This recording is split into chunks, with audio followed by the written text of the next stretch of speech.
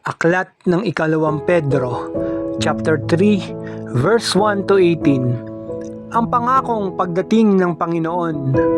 Mga minamahal, ito ang ikalawang sulat ko sa inyo. Sa dalawang sulat na ito ay sinikap kong ipaalala sa inyo ang ilang bagay upang gisingin sa inyo ang malinis na kaisipan. Ang hangad ko'y manariwang lagi sa inyong gunita ang mga pangungusap na mga banal na propeta noong una at ang utos na ibinigay ng Panginoon at tagapagligtas sa pamamagitan ng mga apostol na sinugo sa inyo. Una sa lahat, dapat ninyong malaman sa mga huling araw ay lilibakin kayo at pagtatawanan ng mga taong namumuhay ayon sa kanilang mahahalay na pita. Sasabihin nila, si Kristo'y nangakong darating, hindi ba? Nasaan siya ngayon? Inabot na ng kamatayan ang ating mga magulang, ngunit wala pa ring pagbabago buhat ng lalangin ang mundong ito. Walang halaga sa kanila ang katotohanang ang langit at lupa'y nilikha ng Diyos sa bisa ng kanyang salita. Nilikha ang lupa buhat sa tubig at sa gitna ng tubig. Sa pamamagitan din ng tubig ng malaking baha, ginunaw ang unang daigdig. Sa bisa rin ng salitang ito, nananatili ang langit at lupa upang tupukin sa apoy pagdating ng araw ng paghuhukom at pagpaparusa sa masasama. Ngunit huwag ninyong kalilimutan ito, mga minamahal. Sa Panginoon, ang isang araw ay 1,000 taon at ang 1,000 taon ay isang araw lamang. Ang Panginoon ay hindi nagpapabaya sa kanyang pangako tulad ng inaakala ng ilan. Hindi pa niya tinutupad ang pangakong iyon alang-alang sa inyo. Binibigyan niya ng pagkakataon ng lahat na makapagsisi at magbalik loob sa Diyos sapagkat hindi niya nais na kayo'y mapahamak.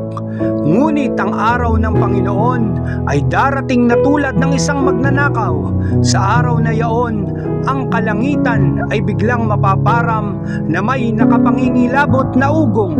Matutupok ang araw, buwan at mga bituin at ang lahat sa lupa ay malalantad. Yamang ganito ang magiging wakas ng lahat ng bagay.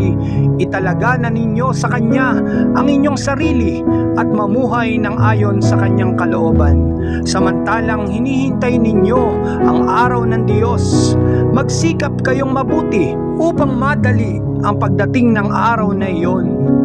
Araw ng pagkatupok ng kalangitan at pagkatunaw sa matinding init na mga bagay na naroroon. Ngunit ayon sa pangako ng Diyos, naghihintay tayo ng mga bagong langit at ng bagong lupa na pinaghaharian ng katarungan. Kaya nga, mga minamahal, samantalang kayo'y naghihintay, sikapin ninyong mamuhay ng payapa, walang dungis at kapintasan. Alalahanin ninyong kaya nagtitimpi ang Panginoon ay upang bigyan kayo ng pagkakataong maligtas. Iyan din ang binanggit ng kapatid nating si Pablo na taglay ang kaalamang kaloob ng Diyos nang siya'y sumulat sa inyo. Sa lahat ng sulat niya tungkol sa paksang ito, ganito ang lagi niyang paalaala. May ilang bahagi sa kanyang mga liham na mahirap unawain at binibigyan ng maling kahulugan ng mga mangmang at mahihina. Ganyan din ang kanilang ginagawa sa ibang mga kasulatan, ano pat ipinapahamak nila ang kanilang sarili. Ngayong ito'y alam na ninyo, mga kapatid, dapat kayong mag-ingat upang huwag kayong mailigaw ng mga taong walang matuwid na patakaran. Sa gayon, hindi kayo matitinag sa inyong mabubuting kalagayan. Ayon sa kagandahang loob ng Diyos, magpatuloy kayo sa paglago sa kabutihan at sa pagkilala sa ating Panginoon at tagapagligtas na si Jesucristo. Sa Kanya ang kapurihan, ngayon at magpakailanman. Amen.